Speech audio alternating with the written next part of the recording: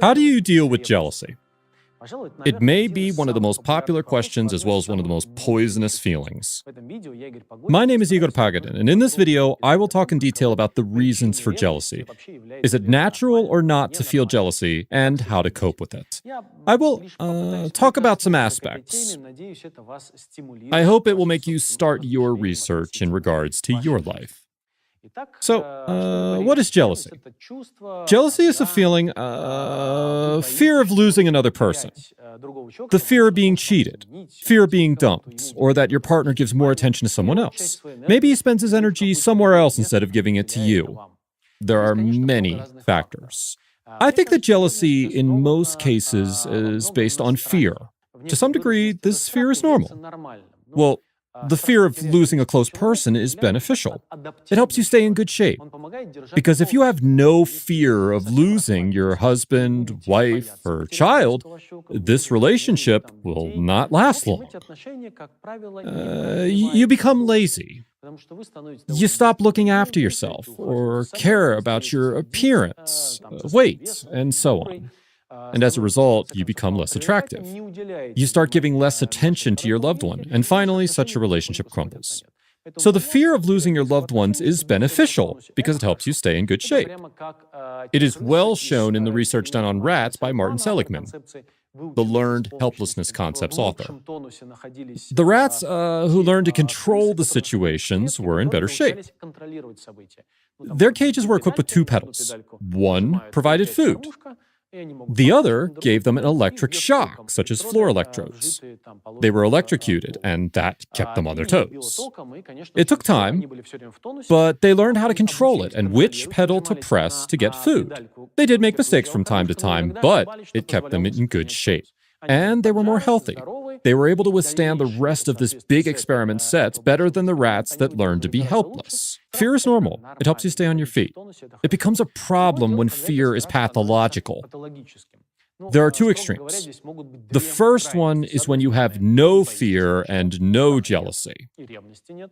If you have no fear and no jealousy, you either don't care about the other person, or are enlightened, or you have an idea, an illusion. You have utter confidence in your divine self, that there is no one like you, no one is better than you. I don't know which is worse.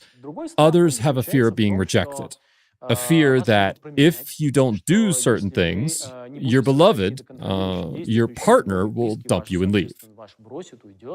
You become very anxious and start doing things that, as a set, are defined as jealousy. So, jealousy is certainly, for sure, is a destructive feeling.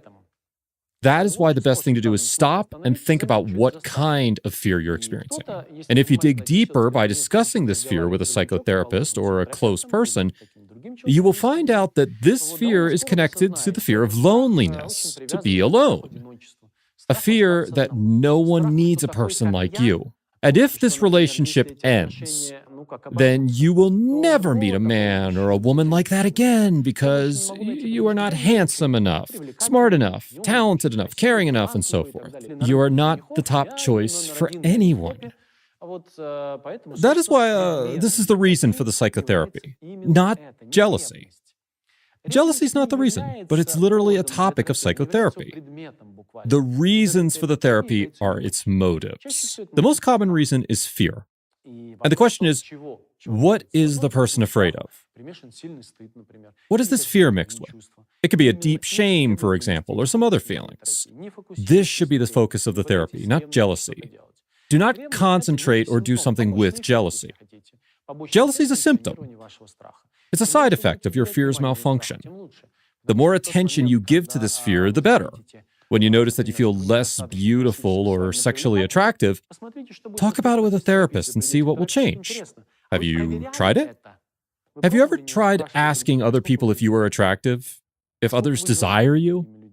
Because if you're desired just by that one person you have the relationship with, a person you are so attached to, then naturally you're a half step away. Or maybe you're already deep in the codependent relationship. The less you appreciate yourself, the stronger your jealousy grows.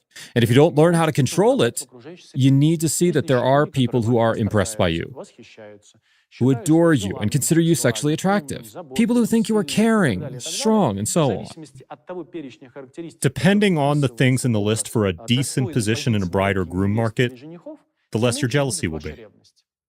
When you learn to control it and satiate yourself, your jealousy will ease.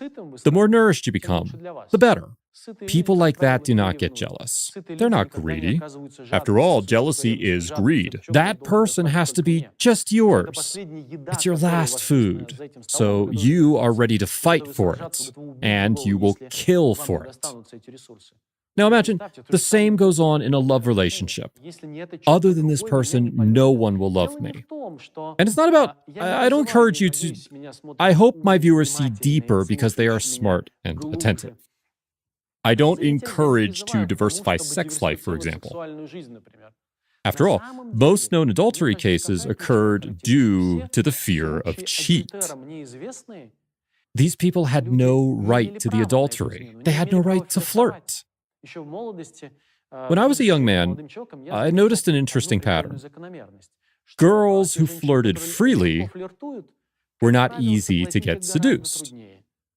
And vice versa, more prudent girls with a lot of restrictions were relatively easy.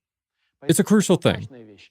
The greater the taboo on adultery, the higher the risk of its occurrence. When I say a right to adultery, I don't mean its literal legalization, not at all. I talk about the right to sexual desires, the right to flirt, the desire for sexual recognition. For instance, do you consider your excitement with another handsome man to be adultery? And what about his excitement with a beautiful woman? Do you consider it to be cheating or not? Your fear will grow and feed your jealousy until you legalize the rights for such desires and freedoms. I think the more open the couple talking about fear to lose a partner, about the feeling of self-worth, about the possibility to flirt with other people, about sexual desires that happen, about other people that they may be attracted to, the more stable they become, and there is less chance for adultery. I hope at least spiked your interest in this topic and gave you something to think about. Please like this video and subscribe to my channel if you found it interesting. Please share it with your friends. I'll see you in a week on my channel, Pogodin Academy.